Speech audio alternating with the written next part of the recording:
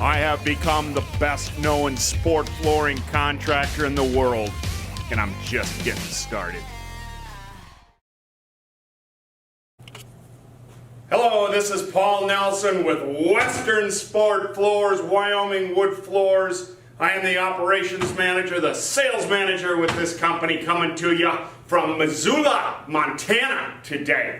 Talking gym floor sanders. American 12 gym floor sanders. We own hundreds, perhaps thousands of tools here, but there is no question this is my number one most favorite tool that we ever use. The amount of work that this thing can accomplish throughout the course of a day in our industry is incredible. It was a game changer when Floor Style developed this machine in the early 90s. We have continued to make some refinements to it over the years. I'm going to share some of those with you today. I by no means think that we're there or that these are the final refinements, but there's some of the things that we've been doing to this machine up to this point. I'll share them with you. If you have some that you've done, I'd love to see them as well. The first thing we did is reworked this faceplate. The old faceplate held the plug cup, a switch, and cords for the jumper to run your rider. It was just too much, in our opinion, for that electrical box. So we reworked our electrical box. We put an LED readout in the electrical box. I have this machine plugged in at the shop here for 3-phase power. You can see that I have 215 volts at the handle. 215 volts at the handle. So the next thing I'll share with you, when we reworked this power box, we put in a really strong 3-phase switch. You hear that thing, it's got a really nice positive click to it. When you buy these machines brand new today, they have a circuit breaker switch in them, which was never meant to power that machine on and off. I'm told that circuit breaker switch fails on a really regular basis. These things will last years. Good, strong 3-phase switch.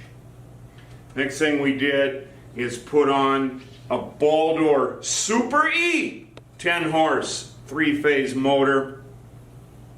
This motor, the frame, in case you're interested, this is a 213T. 213T is in Tom. You'll see it fits this machine really well. The side of the machine is actually past the motor, so the motor sits on that machine really well. If you go and buy a brand new one of these machines today, for whatever reason, I don't know, they use a smaller diameter motor that hangs way over the edge of the machine. Makes it nearly impossible to get up to the walls.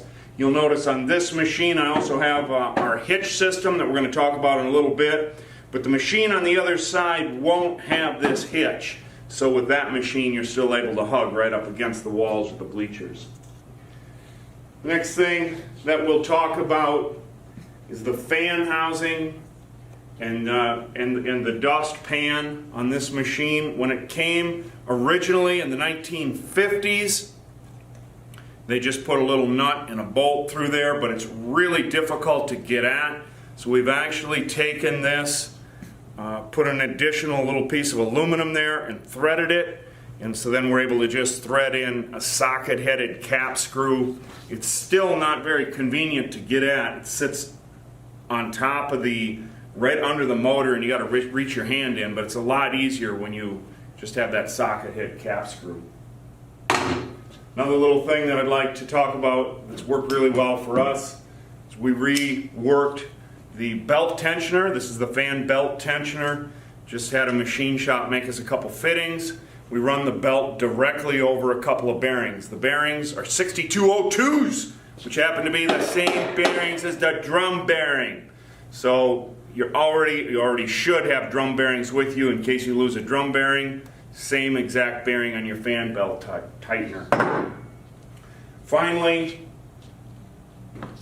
let's go over real briefly. I've been over this once before, but we made this little front hitch apparatus It has been just invaluable to us, holding those machines absolutely straight, back and forth, going down the gymnasium. I have a complete rear hitch system that we developed. These are things that anybody could develop on their own, especially when I've shown them to you on the video. The one thing that this offers is that you see these pins here, they're all threaded. You can get these machines to actually toe in slightly.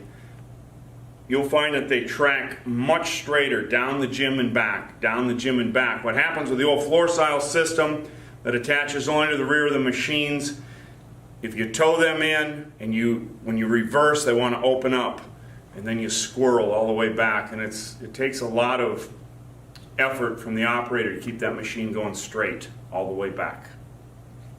Give me a timeout. All right, finally, let's talk power. Power has been something that's always been a challenge to us. Let's face it, you need three-phase power. You really shouldn't be going into a three-phase power box in a school or a municipal facility and hooking it up yourself. Typically, when we send out an estimate, we ask the owners of the facility to provide us power.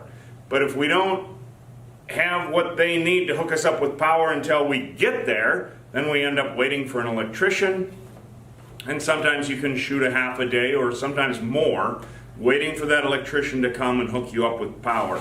Well, we've discovered the flat rate box from the U.S. Postal Service. This past year we had great success putting a pair of pigtails in a flat rate box, telling the facility owners that we need three-phase 30 amp power on each one of those pigtails. We get there, the power's hooked up, it is just a matter of getting the equipment in the gym, and we are sanding. All right? I hope some of these little things that we shared with you today were helpful. If there's anything we're doing here that interests you, I can be reached, Paul at WyomingWoodFloors.com, Western Sport Floors at Instagram. Or if you're somebody that thinks you've got what it takes become a craftsman after the order of the builders of the Egyptian pyramids, the Roman Colosseums, and the Great Wall of China, traveling throughout the Rocky Mountain West doing gym floors is interesting to you, you go ahead and call me personally, Paul Nelson, at area code 406-549-1900. You make it a great day.